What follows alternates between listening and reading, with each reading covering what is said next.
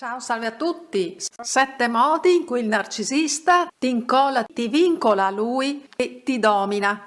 Il narcisista in amore, e non solo in amore, deve avere il controllo delle situazioni e delle persone su cui soprattutto ha influenza. Quindi le persone più vicine in primo luogo, quelle con cui intrattiene un rapporto più stretto, più importante. Non se ne parla quindi in amore, in cui emergeranno tutte le grandi incertezze e insicurezze del narcisista, motivo per cui nutrirà questa grande esigenza di controllo. Il narcisista ha una grandiosa esigenza di controllo perché non è in grado di comprendere le emozioni e i sentimenti del partner. Gli sfuggono nella misura in cui non sa cosa siano i sentimenti, e nella misura in cui sfuggono anche le proprie emozioni, i propri stati d'animo. Motivo per cui vorrebbe poterli controllare nell'altro. Questo è il motivo della conseguente esigenza di controllo nei confronti del partner. E quale migliore modo di controllare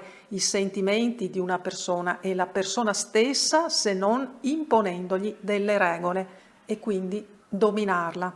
E dominando quella persona, allo stesso modo, il narcisista spera anche di dominare i suoi sentimenti, quindi nel caso specifico i sentimenti del partner che non riesce ad afferrare e a comprendere. Per questo in generale il narcisista impone regole spesso contraddittorie proprio in ragione del fatto che i sentimenti dell'altro gli sfuggono, per cui quali regole dovrà mai imporre per poterli controllare, dominare questi sentimenti dell'altro e la persona stessa, il partner stesso. In primo luogo, e anche questa sarà una regola, guai a superare i limiti che lui ti imporrà e te li imporrà tacitamente. A volte si tratterà di limiti abituali, in altri casi promulgati all'occasione, e tu dovrai cogliere al volo che cosa lui vuole da te. E proprio questa tacita imposizione e questo mutamento continuo delle sue regole ti manderà in confusione totale, in quella che si definisce dissonanza cognitiva. Un'altra regola che il narcisista ti imporrà è che ciò che è tuo è anche suo. Anche questa è pur sempre una dimostrazione d'amore che tu puoi fare al narcisista, che lui si aspetterà da te. E in terzo luogo, il dolore che ti infliggerà è cosa normale, si tratta di testare il tuo amore per lui, quindi dovrai accettare qualsiasi suo comportamento anche se ti farà soffrire. Un'altra regola che il narcisista ti impone o che ti imporrà sarà quella di essere sempre pronta e disponibile per lui.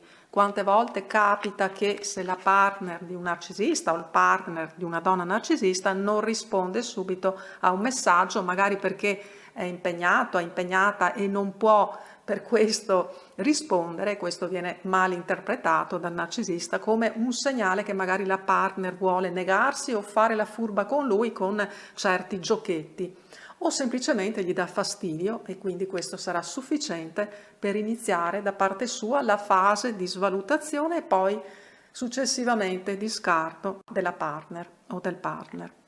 Un'altra regola ancora che un narcisista ti impone è di anticiparlo nei suoi bisogni e desideri.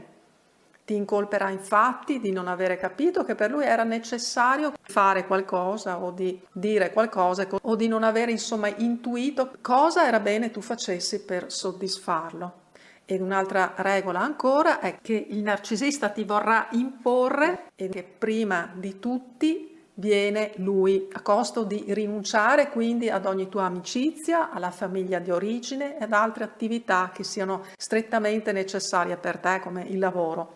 Ma in certi casi ci sono anche narcisisti, partner narcisisti, magari particolarmente abbienti, di cui un narcisista non vuole che tu lavori, che tu anzi rinunci al lavoro per poter essere completamente a sua disposizione.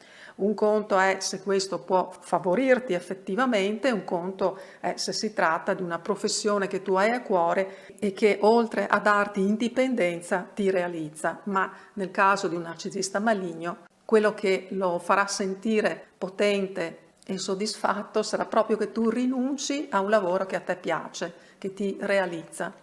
Un'altra regola ancora che il narcisista ti impone è di non contraddirlo. La ragione è decisamente e naturalmente sempre dalla sua parte. inoltre contraddicendolo, come se tu ti opponessi a lui, ti mettessi contro di lui, come si trattasse della rottura di un'alleanza, peggio di una biura, e quindi è cosa assolutamente che non puoi fare. Guai se lo contraddici o lo contraddirai. Ti ritrovi in queste imposizioni, ti sei trovato o trovata a vivere in posizioni come quelle che ho elencato, e come ti sei sentita, come ti sei sentito.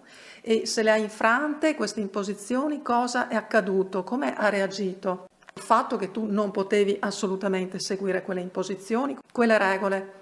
Sempre felice di averti tra noi, di leggerti, di darti i miei consigli, i miei suggerimenti, eventualmente anche in altra sede per approfondire il caso in maniera più accurata, più analitica ed indicarti le soluzioni migliori nel tuo caso particolare. Intanto ti saluto, ti abbraccio forte e ci sentiamo presto. Ciao, ciao, ciao.